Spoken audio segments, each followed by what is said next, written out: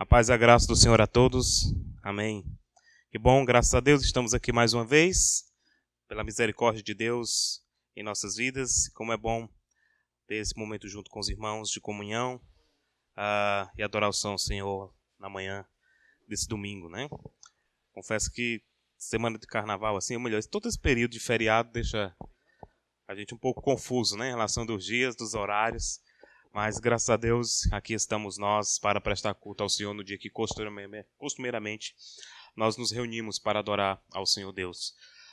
E que bom que descansamos, né? Estamos descansados, bem alimentados, para dar sequência àquilo que nós começamos ontem à noite, falando sobre a Epístola aos Hebreus, a mensagem aos Hebreus acerca da pessoa e do Senhor Jesus Cristo. Então vamos fazer a leitura em Hebreus capítulo 1. Ontem nós fizemos uma rápida consideração do verso 1 ao verso número 4. Agora nós vamos para o verso 5 ao verso de número 14. Hebreus, capítulo de número 1, verso 5 a 14. Queremos falar sobre a superioridade de Cristo em relação aos anjos. Ontem nós tratamos da superioridade do Senhor em relação aos profetas. Nós vamos recapitular alguns pontos, mas hoje iremos nos concentrar dos versos 5 a 14, falando da superioridade de Jesus em relação aos anjos. Ontem, nessa primeira estrutura, nós analisamos os aspectos ali contextuais, introdutórios, sobre a origem da carta, o público-alvo, a temática da Epístola aos Hebreus, que é tratar da superioridade de Jesus em relação a alguns elementos e momentos do Antigo Testamento. E nós analisamos nesses 4 versos que os profetas tinham um grande respeito, um grande prestígio na comunidade judaica, levando em consideração que esses irmãos que receberam a carta eram crentes como nós, mas que estavam vivendo um contexto de perseguição, um contexto pesado de perseguição, de opressão. Eles tinham saído do judaísmo porque tinham abraçado o cristianismo e justamente por esse motivo agora eles estavam sendo o quê? Estavam sendo perseguidos, pressionados a abandonar a Cristo e voltar para as práticas judaicas, ou seja, as práticas da religião lá do Antigo Testamento. E esses irmãos estavam sendo sufocados por todos os lados, provavelmente por seus familiares, pela sociedade, por seus patrões, pelo próprio perseguição instaurada pelo governo, enfim. Esses irmãos viviam dias difíceis e estavam tentados, balançados em sua fé, a deixarem tudo e abandonarem a igreja de Deus. Então o autor da carta tomou conhecimento dessas verdades e desse cenário, instruiu esses irmãos para que eles não abandonassem a fé, mas que firmassem o seu compromisso com Cristo, por mais que eles se sentissem tentados a voltar para o judaísmo. E aí o que ele faz? Em toda a carta aos Hebreus, ele vai mostrando a superioridade de Jesus a essas personalidades do Antigo Testamento. Ontem falamos sobre os profetas, agora sobre os anjos. E quando tratamos de anjos, nós vamos já para o texto, desperta o imaginário de muitas pessoas, né? Quantos filmes, por exemplo, foram baseados em anjos? Filmes, por exemplo, pós-apocalípticos que temos aí na internet, e, enfim, no cinema, que foram baseados também em anjos. Quantas religiões e quantos grupos também foram fundados por causa de uma suposta revelação que o anjo deu? Quantas igrejas vieram a existir porque alguém disse que em dado momento da sua caminhada o anjo apareceu e deu a ele uma nova revelação, uma nova escritura, e ali começou uma nova igreja. Eu sei que boa parte de vocês aqui são bem jovens, não que eu seja velho, tá bom? Mas eu me lembro que no começo dos anos 2000, no tempo do videocassete, né? Hoje aqui a geração é a geração Wi-Fi, tem tudo lá, né? Netflix, na Amazon Prime. Mas antigamente o videocassete alugava as fitas na locadora para o final de semana, né? Alugava 4 fitas, tinha direito a passar e devolver só na segunda. E eu me lembro que nesse tempo, alguns irmãos da igreja ao qual eu estava vinculado, eles alugavam fitas de pregadores, né? E aí a gente ia assistir durante o final de semana. E eu me lembro muito bem de uma ocasião que um determinado pregador, diga-se passagem que não eram pregadores fiéis, era do auge no momento, não tinha esses pregadores da Conferência Fiel que se tem, e alguns pregadores assim de posicionamentos até estranhos, mas eu me lembro muito bem de um fato, de um culto, de uma igreja, onde o pregador ele subiu ao púlpito para pregar, e atrás ficavam as cadeiras postas, né? Mas a cadeira do meio ficava vazia. Ninguém sentava na cadeira do meio, era a cadeira a mais alta, né? A cadeira mais alta, eu até pensei que fosse de um suposto pastor-presidente. Mas não, e todo mundo subia ao púlpito, sentava nas cadeiras, mas a cadeira do meio ficava vazia. E aí, depois, no decorrer da mensagem, foi que eu fui entender, o pregador pregando, ele mencionou que era a cadeira do anjo, né? E ninguém sentava na cadeira do anjo, porque era do anjo da igreja. Então era muito comum essas práticas e essas invencionices no meio evangélico. Né? Para quem veio aqui de outras tradições, me permita dizer, se tem alguém aqui de origem pentecostal, quantas vezes no contexto de culto pentecostal viu o anjo voando, né? Então, olha, irmão, o anjo, né? Trazendo a revelação, a bênção, agarra o anjo aí, né? Olha os irmãos, ó, estão se confessando, né? Segura aí o anjo, viu, irmão? Mas era uma prática comum em muitos grupos, né? Segurar o anjo, aquela música, quantas pessoas cantaram, né? Se acontecer um barulho perto de você, né? É um anjo chegando, né? A música que ficou muito conhecida no nosso país por causa lá da gravação do padre Marcelo Rossi, no início dos anos 2000. Mas você vê que essa cultura de anjo ela não é algo muito estranho da nossa realidade. Falando mais dentro do nosso contexto, quantas vezes você assistiu desenho animado, e às vezes o personagem estava lá, tem a minha filha, a Esté, às vezes assistindo um desenho lá, isso era muito comum naquele desenho Pica-Pau, né? Década de 80, década de 90. Mas geralmente quando ele queria fazer uma maldade, aí chegava aquele demôniozinho, né?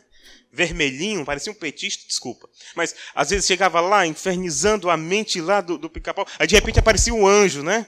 Ele disse, não faça isso. Isso é errado.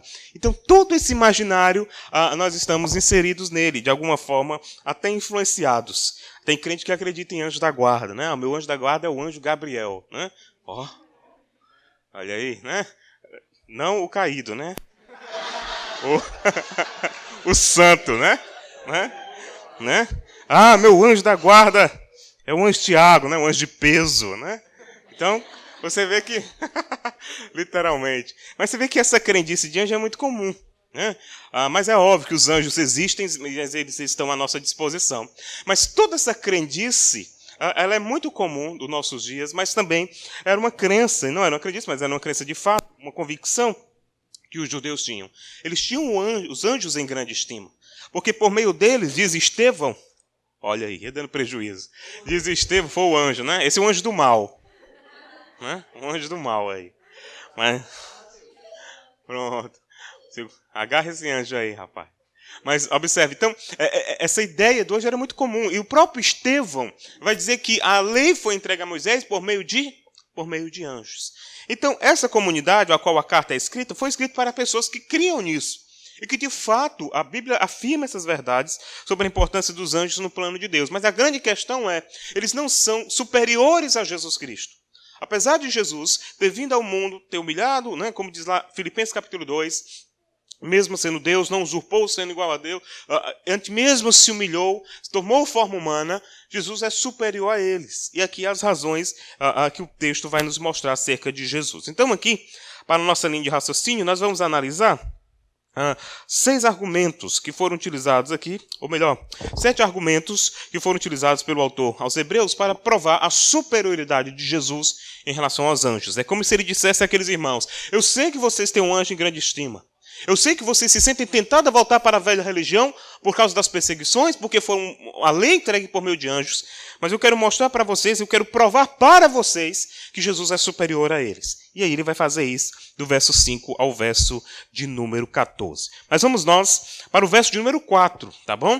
Que é a continuação do texto de ontem. Ele diz assim, verso de número 4, tornando-se tão superior aos anjos, quanto o nome herdou é superior ao deles. Ou seja, ele já deixa claro qual é a ideia que ele vai revelar aqui da superioridade de Jesus em relação a esses seres angelicais. Do verso 5 ao verso 14, ele vai fazer aqui, 7 citações, várias citações, mas classificamos aqui 7 argumentos provando a superioridade do Filho de Deus. Então vamos nós para o primeiro argumento, que é o do verso de número 5, a primeira parte do verso 5, que o ponto é a eterna filiação do Senhor Jesus Cristo. O verso de número 5 ele diz assim, pois qual dos anjos alguma vez disse, uma pergunta, né? Um questionamento, pergunta, tu és meu filho, eu hoje te gerei.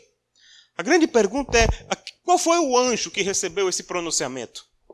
Qual foi o anjo, por mais belo que fosse, por mais importante que fosse, o pai chegou para ele e diz, olha, tu és meu filho e eu te gerei. Qual deles? Nenhum. Os anjos são seres importantes no plano de Deus, mas são seres criados por Deus. criados por Ele ao nosso serviço para cumprir os seus propósitos. Ele faz esse questionamento. E aqui ele afirma a eterna filiação do Senhor Jesus Cristo. Jesus Cristo sempre esteve numa relação familiar com o Pai, na eternidade, até mesmo antes dos anjos existirem.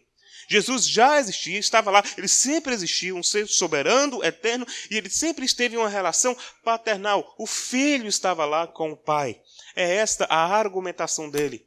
O interessante é que, como eu falei ontem, citando aqui Atanásio de Alexandria, um bispo lá do começo da igreja, que por causa dele nós não nos tornamos as testemunhas de Jeová, com base na doutrina que foi elaborada naquele período, eles estabeleceram um credo atanasiano, onde se declara justamente isso acerca de Jesus. E eu trouxe aqui um pequeno trecho daquele credo que diz assim, olha que belo: o Pai não foi feito de ninguém, nem criado nem gerado. O Filho procede do Pai somente, nem feito nem criado, mas gerado. O Espírito Santo procede do Pai e do Filho, não feito, nem criado, nem gerado, mas procedente. Portanto, há um só Pai, não três pais. Um só Filho, não três filhos. Um Espírito e não três Espíritos. Uma clara demonstração sobre a filiação eterna do Senhor Jesus Cristo. Ele sempre foi o Filho, enquanto os anjos foram seres criados. Jesus sempre existiu. E aqui o raciocínio lógico do autor é o seguinte: observe a relação que um tem com o Pai.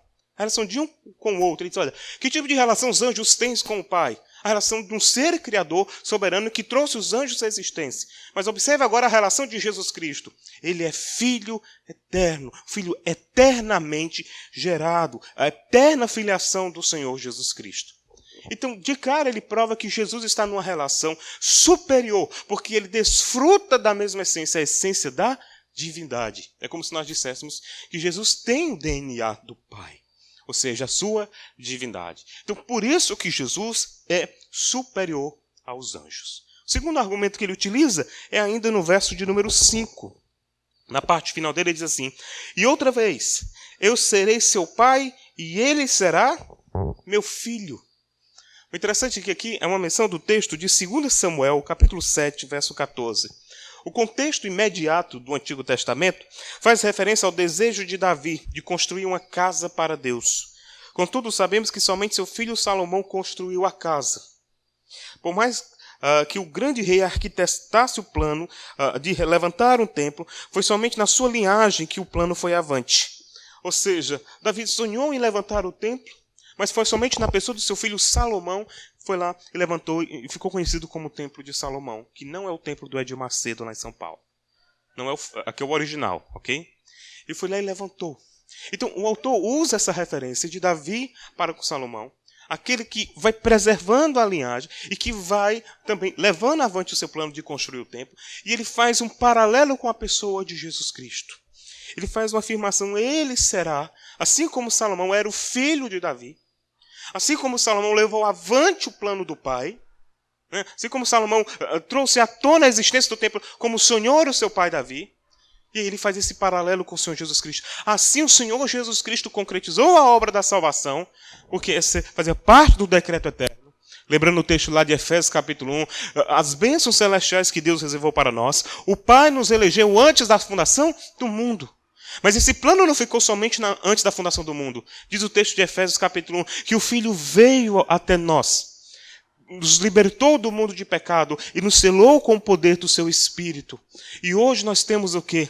Nós temos privilégio, as bênçãos celestiais, por causa que Cristo morreu pelos nossos pecados. O Filho levou avante o plano eterno do Pai. E aqui ele faz uma referência ao Senhor Jesus Cristo. Nenhum anjo, por mais poderoso que fosse, nenhum anjo tem essa relação paternal com Deus. Nós estamos em superioridade aos anjos nesse aspecto. Porque os anjos são seres criados e que estão a nosso serviço, ele vai dizer lá no capítulo 2. Eles estão à nossa disposição para nos servir, para servir aqueles que herdaram a salvação. Mas nós somos o quê? Filhos adotados por Deus. Nós estamos no plano de adoção. Nossa única diferença para o Senhor Jesus Cristo Porque ele é o primogênito. Ele tem a mesma natureza que o Pai. Nós não. Nós somos seres pecadores, caídos, mas que fomos restaurados numa relação com o Pai por causa da obra do Filho. Enquanto Jesus é o Filho por ter o DNA do Pai, da divindade, nós somos filhos por adoção. Nenhum anjo tem esse privilégio. São seres criados, mas que não estão na relação paternal. Nós podemos chegar numa manhã como essa e fazer a oração dominical. Pai nosso que estás nos céus. Porque nós estamos numa relação paternal. Os anjos não têm essa relação. Eles estão ao nosso serviço para nos ajudar e para ajudar a cumprir o propósito de Deus, executar os planos de Deus nas nossas vidas. Mas eles não estão em relação paternal com Ele. Então, o argumento do autor é mostrar para esses irmãos que nós somos privilegiados. Que a caminhada cristã, apesar de todas as dificuldades, nós temos muitos privilégios que nós não teríamos em nenhuma outra crença, inclusive do próprio judaísmo. É esse o argumento do autor. Então imagine como essas palavras elas tinham peso para aqueles irmãos que estavam prestes a desistir e desanimar da caminhada. Uma palavra de incentivo para que eles colocassem isso em mente e continuassem servindo a Deus. O terceiro argumento dele agora vai para o verso de número 6. Veja o que ele diz. E ainda, quando Deus introduz o primogênito no mundo, diz, ou seja, quando Jesus veio ao mundo, verso de número 6, ele diz, todos os anjos de Deus, o quê? O adorem. Observe, e aqui eu vou apelar para a lógica, para o raciocínio lógico, e você vai compreender. Lembrando o contexto desses irmãos, contexto de perseguição, de tristeza, de opressão, o desejo de desistir da caminhada e abandonar a Cristo, e voltar para a religião judaica, para as práticas judaicas do Antigo Testamento. E observe o raciocínio lógico do autor. Vocês querem voltar para a religião onde os anjos entregaram a lei. Ele diz, mas eu quero mostrar para vocês que Jesus é superior a esses anjos. E aí ele usa esse argumento. Olha qual é a ordem dada para Jesus em relação aos anjos. Não tem ordem nenhuma. Ele já o criou para um propósito estabelecido. Mas qual é a ordem dos anjos em relação ao Senhor Jesus Cristo? E aqui ele menciona o texto de Deuteronômio, capítulo 32, verso 43. Todos os anjos de Deus o adorem. Interessante que esse episódio ele é muito marcante na própria tentação do Senhor Jesus Cristo. Quando Jesus é levado ao deserto pelo Espírito, você lembra lá da história de Mateus capítulo 4? Ele é batizado e ele é levado ao deserto pelo Espírito. E lá ele vai ser tentado por quem? Pelo diabo. E ele vai tentar Jesus nas suas necessidades, né? Questão de pão, a questão da fome, enfim. E existe um certo momento que ele diz, olha, se joga. Lembrando que Satanás é um anjo, mas um anjo caído, um anjo condenado por causa da sua obstinação em relação ao pecado. E aí ele olha para Jesus e diz, olha, se lança, se joga agora. Eu tenho certeza, se tu der ordem aos anjos, eles vão vir aqui. E eles vão, né? Eles vão aqui te salvar, eles vão te resguardar. E depois eles, olha, se tu tomares todos esse reino, né? Tudo que tem aqui será teu. E ele dá a tentação a Jesus. Mas o próprio Jesus reafirma a sua autoridade, citando Deuteronômio aquela famosa expressão, está escrito. Está escrito, somente ao Senhor teu Deus adorarás. Somente a Ele. Ou seja, a função dos anjos, adorar ao Senhor soberano. Então, os anjos prestam culto a Deus. E aqui lembra a visão de Isaías no capítulo 6. Você lembra daquele episódio? Quando Isaías está lá, ele olha, os céus meio que se abrem para ele, e ele vê os anjos de Deus dizendo, Santo, Santo, Santo, é o Senhor dos exércitos, e toda a terra está cheia da sua glória. Eles adoram, eles reconhecem o soberano que está acima do trono.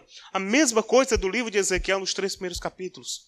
Ezequiel fica abismado com a visão que Deus dá a ele e os anjos de Deus o adorando. Ele fica perplexo a ponto, diz o texto, que ele cai e levanta sei quantas vezes, abismado com a visão que ele está tendo. E os anjos de Deus estão ali adorando. Então os anjos têm a função de quê? De reconhecer o senhorio de Cristo e adorá-lo por aquilo que ele é. E esse é o argumento do autor. Os anjos de Deus estão adorando, reconhecendo que Ele é o Senhor. Em outras palavras, é como se o autor dos Hebreus estivesse dizendo assim, que tolice os anjos devem estar pensando de nós. Que tolice os anjos devem estar pensando a seu respeito, porque vocês estão querendo abandonar o Senhor enquanto eles estão adorando. É como se os anjos dissessem, não desistam da caminhada. Não deixem de amar a Cristo, porque nós, os anjos, nós o adoramos. E vocês querem voltar para a religião antiga, o judaísmo, onde nós entregamos a lei, quando a lei falava de Cristo. Então, eles estão mencionando a exaltação do nome do Senhor. Não é hora de aplicação, mas cabe aqui. É muito preocupante quantas igrejas têm o hábito de adorar a anjos, né? Adorar pessoas como se fossem soberanos senhores. Né? Adorar seres estranhos, mitológicos, criados pela própria imaginação humana. Quantas igrejas existem por aí? E que vieram à existência por causa de supostas revelações dadas por anjos. Enquanto Paulo escreve aos Gálatas, diz, olha, se o anjo, ele usa um caso hipotético, né? Se o anjo do céu, é lógico que um anjo de Deus não vai fazer isso. Mas olha, se chegar ao ponto de um anjo descer, vindo do céu, anunciar um outro evangelho, seja amaldiçoado. Tanto essa nova revelação, como quem crê nela. Porque esse não é o evangelho de Cristo. Então a argumentação do autor é bater sempre na tecla acerca da superioridade do Filho de Deus. Ele vai avante, segue seu argumento, quarto argumento, verso de número 7. Ele citando agora Salmo 104, ele diz assim, verso de número 7. Quanto aos anjos, ele diz, e aí ele falou até agora sobre Jesus, o Filho de Deus, aos anjos. Ele faz dos seus anjos ventos e dos seus servos clarões reluzentes. Em algumas traduções tem labaredas de fogo. Ou seja, os anjos são servos que estão à disposição do Criador. Eles estão ali para servi-lo, para cumprir o seu propósito. Eles estão ali para levar avante, como eu acabei de dizer, todo o desígnio e todo o plano de Deus. Eles não são superiores a nós, eles estão a nosso serviço. Eles estão à nossa disposição, por exemplo, nesta manhã aqui. Enquanto aqui estamos, podemos ter plena convicção que os anjos de Deus estão trabalhando em nosso favor. Não porque somos merecedores, mas porque nós somos o povo que servimos a Deus. E como eles estão a serviço de Deus, eles estão à nossa disposição para nos servir e nos livrar e fazer o que apraz ao Senhor soberano. Não faço como alguns pregadores, né? O Senhor coloca 10 mil anjos à minha esquerda. Coloca 20 mil anjos à minha direita. Coloca um querubim voando de trás para frente aqui. Não. Mas eles estão aqui à nossa disposição ao serviço por causa da glória de Deus. O quinto argumento agora, Salmo 45, versos 6 e 7, ele vai ensinar o verso 8 e 9. Olha o que ele diz. Mas a respeito do Filho, diz, o teu trono, ó Deus, subsiste para todo sempre. Cetro de equidade é o cetro do teu reino. Amas a justiça e odeias a iniquidade. Por isso, Deus, o teu Deus, escolheu-te dentre os teus companheiros e ungiu-te com óleo da alegria. Uma clara afirmação da soberania do Filho de Deus. A primeira coisa que precisamos destacar a nível de Salmo 45, embora pareça desconexo, uma vez que o salmo nupcial, usado na esfera do casamento, o Salmo 45, que é o salmo citado no verso 8 e verso 9, era um salmo utilizado para contextos de casamento. E qual é a conexão do autor? Imagine o autor aos Hebreus usando uma espécie de salmo matrimonial para se referir ao Filho de Deus. Mas a grande questão é, por meio de um casamento real, de um rei, de uma rainha, se pressupõe a lógica de que por meio desta união viria o futuro rei, o futuro senhor daquela nação, aquilo que nós chamamos de príncipe, né? O herdeiro do trono. Em outras palavras, ele usa essa mesma conexão para se referir ao Senhor Jesus Cristo, para afirmar a sua soberania. Ou seja, por meio da realeza, por meio do matrimônio, ia surgir o rei soberano. Assim como nós vimos nos filmes épicos, assim como nós olhamos nos livros de história, por meio de um casamento real, surge a realeza, aqueles que vão continuar reinando e dominando. Tudo isso ele usa o Salmo 45 para afirmar a realeza de Cristo, sua soberania em relação aos anjos também. Dizendo, olha, Jesus, ele é o Filho de Deus, ele é rei soberano.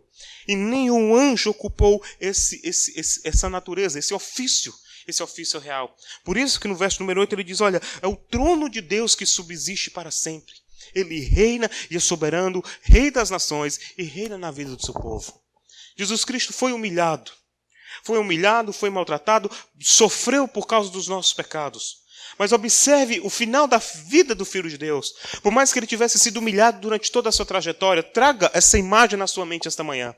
Por mais que ele tivesse passado por tudo aquilo, por todo aquele sofrimento, depois de sua morte e ressurreição, ele aparece aos seus discípulos. Esse registro está lá em Atos, capítulo de número 1, dos versos 7 e 8. E alguém pergunta, Pedro pergunta, Senhor, quando será o tempo que há de restaurar o reino? E aí ele diz, olha, vocês fiquem aqui, não compete saber, mas recebam o meu Espírito, porque vocês serão minhas testemunhas. E depois desse evento, os discípulos saem anunciando e proclamando o evangelho do reino de Deus. Mas lá na frente, o próprio apóstolo Paulo vai mencionar que ele está reinando soberanamente lá em Efésios capítulo 2. E olha, nós ressuscitamos juntamente com ele, depois que o evangelho está sendo pregado em todas as nações. E ele está fazendo um novo povo, fazendo a sua igreja, tornando a sua igreja a união de judeus e gentios. Paulo vai dizer assim, mas agora nós ressuscitamos juntamente com ele e reinamos nas regiões celestiais, onde está o Filho de Deus, à destra do Pai. Nenhum anjo está assentado neste exato momento à destra do Pai. Nenhum anjo está reinando soberanamente neste exato momento. Enquanto nós estamos aqui prestando culto, enquanto nós estamos nos reunindo esta manhã para a meditação da palavra de Deus, o Filho de Deus está no trono, sendo exaltado, glorificado, adorado pelos santos anjos, enquanto nós o adoramos nesta manhã aqui.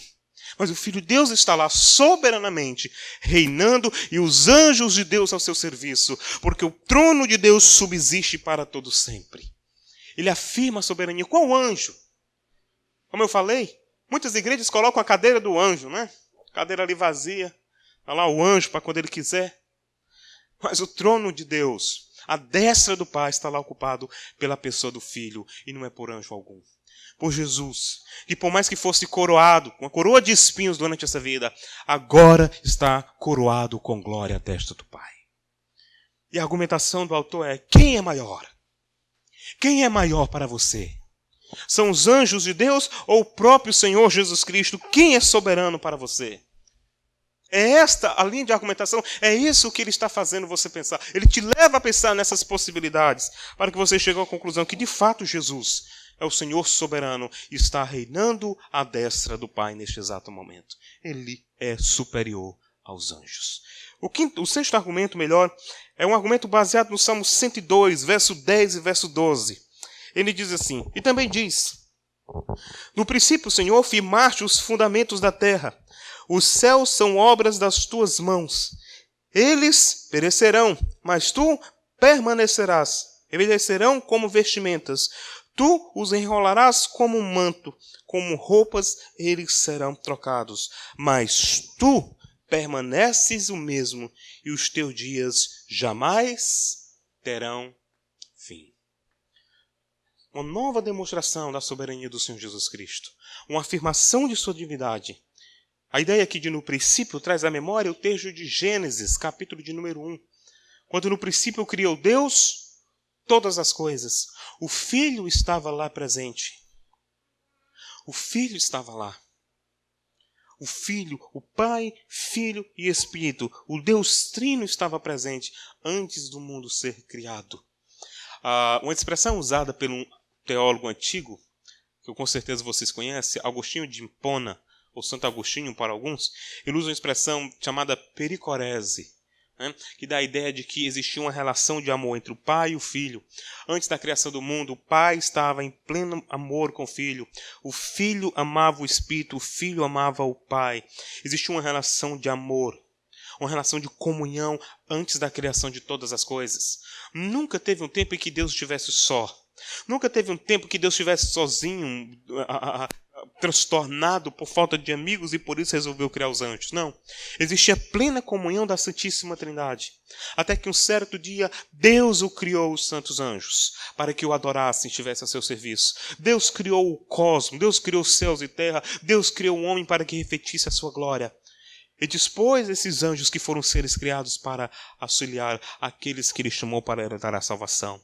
Por isso que o autor afirma claramente, está afirmado o propósito de que Deus é o soberano Criador. E ele está se referindo à pessoa do Senhor Jesus Cristo. Ele é um ser soberano eterno. Ele é um ser magnífico. Lembre que aqui ele está tentando convencer os seus ouvintes para que eles continuem crendo na pessoa do Senhor Jesus Cristo. Para que eles pesem na balança quem de fato é o Filho de Deus. E por fim, o último argumento é o argumento do verso de número 13 e 14. E aqui ele vai tratar sobre a posição de honra do Senhor. Verso 13 ele diz, a qual dos anjos ele já disse alguma vez, Observe o questionamento. A qual anjo ele disse isso? Ele diz, senta-te à minha direita, até que eu faça dos teus inimigos um estrado para os teus pés. Qual foi o anjo que Deus usou essa menção? Aqui é uma menção do Salmo 110. Esse salmo, inclusive, foi o salmo que eu trabalhei no meu TCC, na época do seminário, né? Eu concluí o meu bacharelado tratando sobre um tema de exegese do Antigo Testamento, especificamente Salmo 110, analisando o uso do Salmo 110 naquele tempo e a sua aplicação no livro de Hebreus. E o Salmo 110 é um salmo real. Acredita-se que o episódio do salmo é justamente quando o filho de Davi, Salomão, vai ser coroado, e alguém pergunta, né, para ele, assenta-te à destra do rei e coloca os teus inimigos como um estrado, a ideia de como fosse um banquinho para que você descanse os seus pés. Sabe quando você senta e você coloca assim um banquinho, alguma coisa para você colocar lá seu pé em cima e dar aquela relaxada? A ideia é essa. O teu domínio é tão grande que tu reina tranquilamente sobre os teus inimigos, é a ideia do salmo. E agora ele toma esse salmo e faz uma aplicação ao Senhor Jesus Cristo. Mas antes de ele aplicar o Salmo 110 à pessoa de Jesus, ele pergunta, qual foi o anjo que recebeu esse pronunciamento? Qual foi o anjo que em dado momento da história, Deus olhou para ele e disse, senta à minha direita, fica à minha direita e coloca os teus pés como em cima dos teus inimigos para que tu descanse. Porque tu tem parte comigo nesse reino. Nenhum anjo de Deus recebeu esse pronunciamento. Somente a pessoa do Filho, o Senhor Jesus Cristo. Somente ele se assentou para reinar soberanamente sobre os seus inimigos. Somente ele descansou para cumprir o eterno propósito de Deus em relação ao seu povo, à sua igreja. E é esta a argumentação do autor. Perceba que em 7 argumentos ele está dizendo que Jesus é maior do que qualquer outro ser que veio à existência. Jesus é soberano, é Senhor, é Filho de Deus. Até mesmo em relação aos anjos. Comparar Jesus em relação a nós, tudo bem, porque somos pecadores. Ele viveu a nossa semelhança, mas sem pecado. Recentemente eu vi um vídeo rolando nas redes sociais de uma suposta pastora, já começa errado aí, né? Suposta pastora dizendo que Jesus se tornou, se humilhou, se rebaixou e que se tornou até pecador por nós. Isso é mensagem de Satanás, não do trono de Deus. Um verdadeiro apóstolo de Satanás. Se existe tal terminologia. Mas essa não é a ideia do texto. Jesus viveu a nossa imagem, ele assumiu a nossa natureza, mas ele não foi pecador como nós. Em tudo ele não pecou, diz o texto. Justamente para provar a superioridade do Filho de Deus, porque ele está à destra do Pai neste exato momento. Meu querido irmão, o intuito deste autor é provar para os seus leitores que eles não podem tirar os olhos da pessoa do Senhor Jesus Cristo. Por mais cativante, por mais atraente que seja retornar à antiga religião, por mais atraente que seja voltar ao mundo, nós precisamos lembrar de um fato.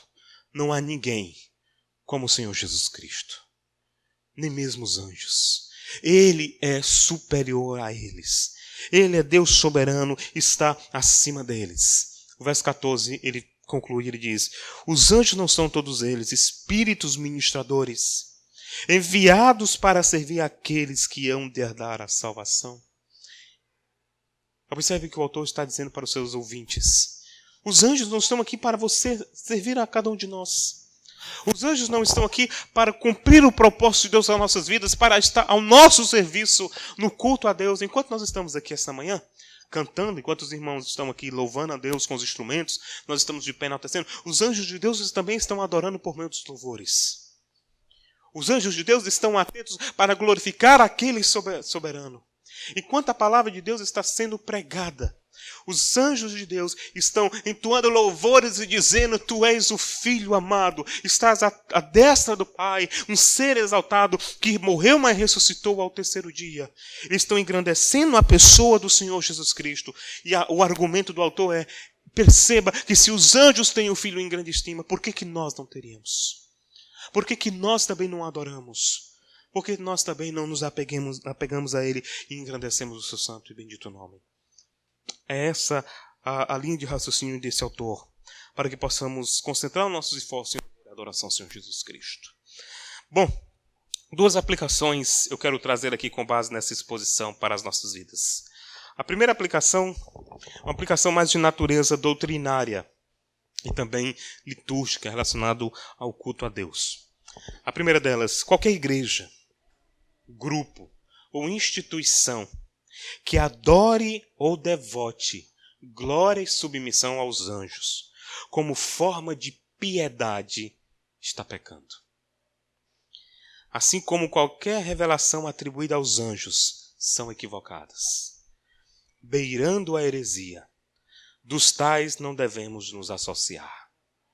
Se você conhece algum grupo, alguma igreja, alguma instituição, que tudo começou por causa da revelação de um anjo, tenha plena certeza que é um grupo que está debaixo da reprovação divina.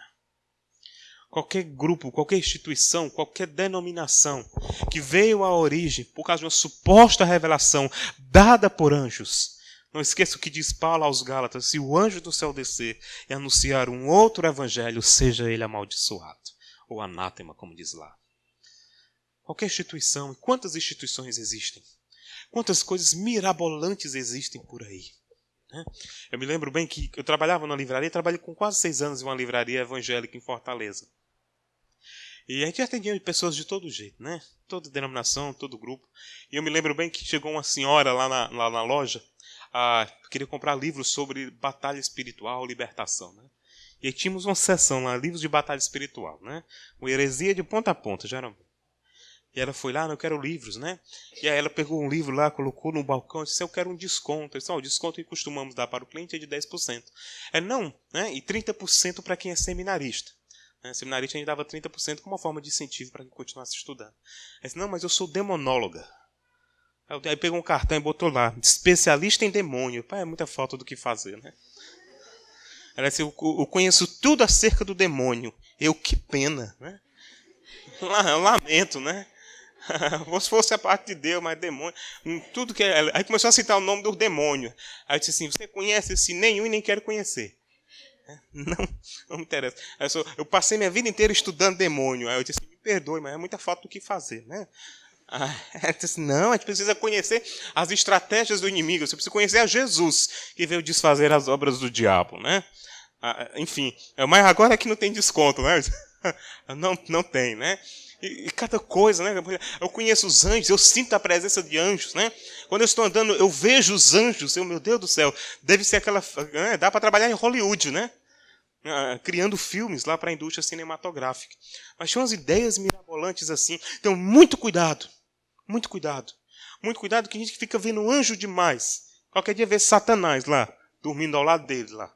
Mas muito cuidado. De qualquer grupo, instituição, que valorize de forma demasiada essas supostas revelações de anjos. Porque, com certeza, vão cair em erro doutrinário e vão desagradar a Deus e distorcer a sua palavra. O que nós precisamos é entender e glorificar o Senhor Jesus Cristo, a expressão exata do ser de Deus.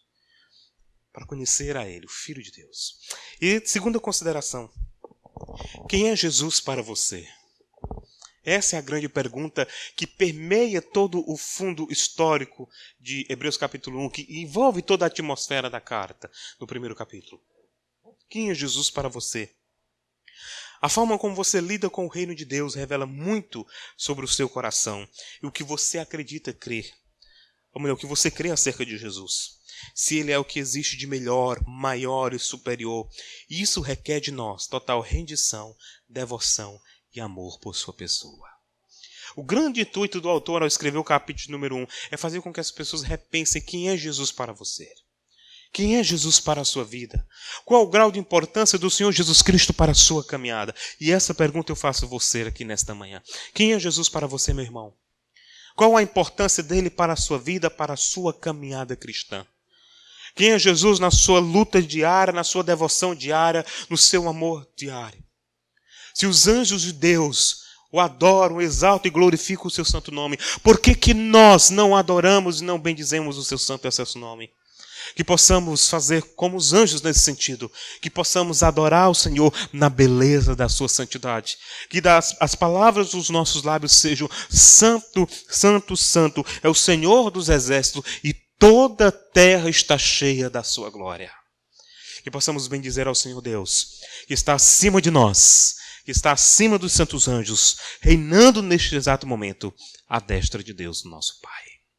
que possamos adorar o Senhor Jesus, bendizer a Ele, porque somente Ele é digno da nossa adoração e da nossa devoção. Que possamos aproveitar esse tempo que vamos ter juntos durante esses dias e que possamos concentrar toda a nossa força, toda a nossa devoção à pessoa do Senhor Jesus, o eterno Filho de Deus. Amém. Vamos orar? Feche seus olhos e pense nessa realidade que eu tratei para você nessa manhã. Quem é Jesus para você? E qual a importância dele para a sua vida? Esse é o argumento do autor nesse primeiro ponto. Ele é superior aos anjos, então o adoremos, o Filho de Deus. Vamos orar, bendizendo ao Senhor por esse momento de adoração a Ele e de exaltação do seu santo e excelentíssimo nome.